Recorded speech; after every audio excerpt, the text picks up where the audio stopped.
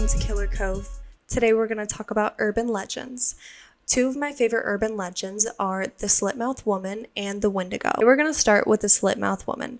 The Slitmouth Woman is also known as Kuchisake Anna. Kuchisake Anna was a very beautiful woman, also married to a samurai. Now, how she became the Slitmouth Woman. There's a couple different stories with this urban legend. One said that her husband caught her cheating, and the other one was rumors that she had cheated, but we're just gonna stick with she cheated. The samurai. She cheated on a samurai. And if y'all don't know what a samurai is, it's basically a man who knows his way around the sword, okay? I'm talking about those big fat swords. After he found out that she had cheated on him, he took her sword and he cut her. I'm talking about from here to here, full Joker style. Okay, let me put a smile on that face. After he had cut her, lined her up good, he said, "Who will think you're beautiful now?" After he had done that, obviously she died. I mean, maybe you could survive that with enough medical attention, but she died. So after she had died, her spirit haunted the streets of Japan. And whenever that happened, she didn't care who you were. Kids, adults, teenagers, male, female, she didn't care. She would come after you. And how the urban legend is she would come up to you in her medical mask, and she would try to find someone who's in a secluded area where there's no one around. And what she would do is she would look you dead in the eye with her mask on, and she would say, "Do I look beautiful?" And as you can see from the photos, girl, basically people would say, "Yes, you look beautiful." Then she would take her mask off, and as she would take her mask off, you'd see her, it wouldn't even be scars. It would be the blood dripping slits that she had got from cheating. And she would say, "Do you still think I'm beautiful?" And if you said yes, she would give you the same cut, because she ran around with some scissors. And I'm not talking about little snips. I'm talking about big snips. Basically, you'd get the same cut as her. And if you said no, then she would kill you. Either way, you're not really winning because you're gonna die either way. I don't know. Maybe there is a way. What if I'm in Japan and I see this woman? Am I bound to die? You're not. There is a way to survive Kuchisake Anna. And the way to survive her is not to use the blunt words yes or no, because there's no way around that. It's either yes or no. What you do is when she approaches you on the street and she asks you, "Do I look pretty?" You look at her and you're like, this is what you do. Someone come, "Do I look pretty?" If you're not really my type, you're okay. And then she's gonna sit there and she's gonna be like, "What do you mean? What does that mean?" And when she's doing that, you get out of there. You run. You go on your bus, trolley, train, whatever you're going to, and you get out of there. You run. Because if you don't run, she's going to figure out that you just tripped her up, and she's going to kill you probably, because she's going to be like, "How dare you? Do you know who I am? I'm Kuchisake Anna, okay? I will kill you, okay? I'm a spirit."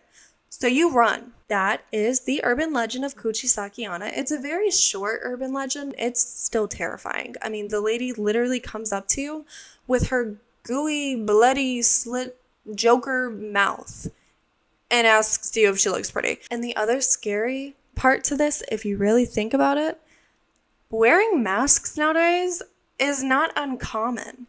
So if you're in Japan, I don't know about everywhere else, but here in Florida, no one really wears masks anymore. But if you're in Japan and you see a lot of people wearing the masks, and this woman comes up to you wearing the mask, asking you if you look pretty, it's kind of hard to tell, but just know, normal people don't come up to you and ask you if they look pretty while wearing a mask, because we can't see it. So just say you ain't my type and then run. Okay, get out of there. Is basically the moral of that story. So I hope you guys like that one. I also have another one, and it is called the Wendigo, the flesh eater of the forest. Now, for those that don't know what the Wendigo basically starts off as a spirit. The Wendigo didn't just start off as this monster. It started off as a spirit, and what happened is the urban legend states that two people go hiking, which is their first mess up, because who goes out hiking? I mean, like I said, I live in Florida. We don't go hiking out here. It is too hot. There is gators out there, and just no, we don't do that here. Where they are, they went hiking that day, and they got their little backpacks, and they were like, "Yeah, let's go hiking. Let's be quirky, okay?" Well, they went out there, got lost, in the middle of the woods, and they started looking around because it started getting dark and it started getting colder. We're just gonna say Jimmy and Timmy. Jimmy looks over at Timmy and was like, yo, did you bring the snacks? I'm getting kind of hungry. And Timmy's like, no, man, I thought you brought snacks. No one brought snacks, which was their second mess up. I mean, who doesn't bring snacks? I bring snacks everywhere because snacks are very beneficial. Even if I'm going out, just bring snacks, okay? So they're out there, the middle of the forest, hungry, cold, and it's dark. So what does Jimmy do? Jimmy looks over at his buddy Timmy, and he's just thinking, thoughts are flowing in his head, and he is like, dang, bro, looking mighty tasty right now. Scrumptious. Well, Jimmy eats Timmy. Full cannibalism. I'm talking about he didn't even roast him, okay? He just started eating him, okay? He went crazy. He started eating him. While Jimmy was feasting on Timmy, the spirit of the Wendigo was out there looking for his next victim. And what really triggers them is cannibalism. Whenever he's seen that, the spirit of the Wendigo went over and he possessed the man that was eating his friend. And that is how the Wendigo became a monster form instead of spirit form. That is really, really creepy, but that isn't even where it stops. The characteristics, the features of this creature is so crazy. The features of the Wendigo, their skin is all the way tight, pushed back with their bones bulging out of their skin. So they basically look just like a walking skeleton with like a very thin layer of skin. Also their eyeball sockets are all the way sucked in and their eyes are just bulging out. So all you see is just bulging out eyeballs. And there's also different forms, but I'm going to go with the one that has the antlers. So on top of all that, they have antlers sticking out with crazy insane claws. I'm talking about full on manicure where the nails are just this big. And it's so creepy. Also, their skin. There's rumors that it says that their skin smells like decaying death flesh, which means in reality that skin is stank. Okay, so they got stank skin, nasty pulled back bones bulging out skin, popped out eyeballs, and crazy claws. If you're wondering where they're located in the Great Lake region of the United States and Canada. So just don't go there. If you're planning on going there, I mean, you can go there, but just don't go in the freaking woods, because if you go in the freaking woods, you're probably going to die. So just don't go there. So now that you know how it originated, what the characteristics are, also where they're located, let me get into how they lure their victims into the woods. So if you're out chilling and you're on your back porch or wherever you are in that region, how they lure their victims in the woods is absolutely insane. The crazy thing about the Wendigo is they have the intelligence of Albert Einstein. Okay, they are very, very smart. They have a whole Apple soundtrack. And if you're wondering what that is, and what I mean by that, it means that they can use the voices of your family and friends. They can literally mimic the voices of your family and friends, the victims that they have killed, and the person that they possessed to make themselves into monster form. Don't believe me? Check out this clip.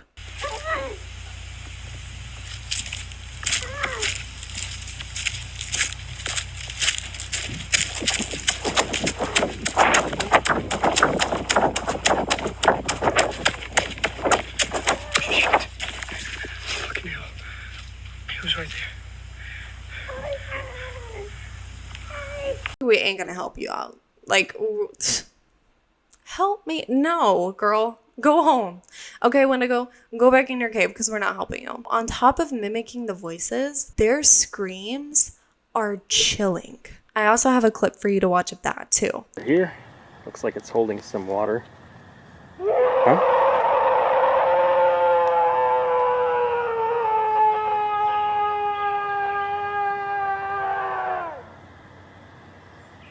I think it's time to go.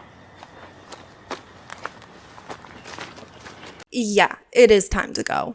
Get out of there. Just go. After watching those two clips, did you see that in the last clip, the man did not run, he walked. And in the first clip, the man ran. And that is key to surviving the Wendigo. You are not supposed to run, because if you run, your adrenaline and your fear will spike. And that's what they feed off of. They feed off of the fear that comes from the human. So do not run. Just casually, just walk slow, not slow, but just casually walk away and don't give it any type of attention, because it will love that and it will make the hunt more intensifying for them.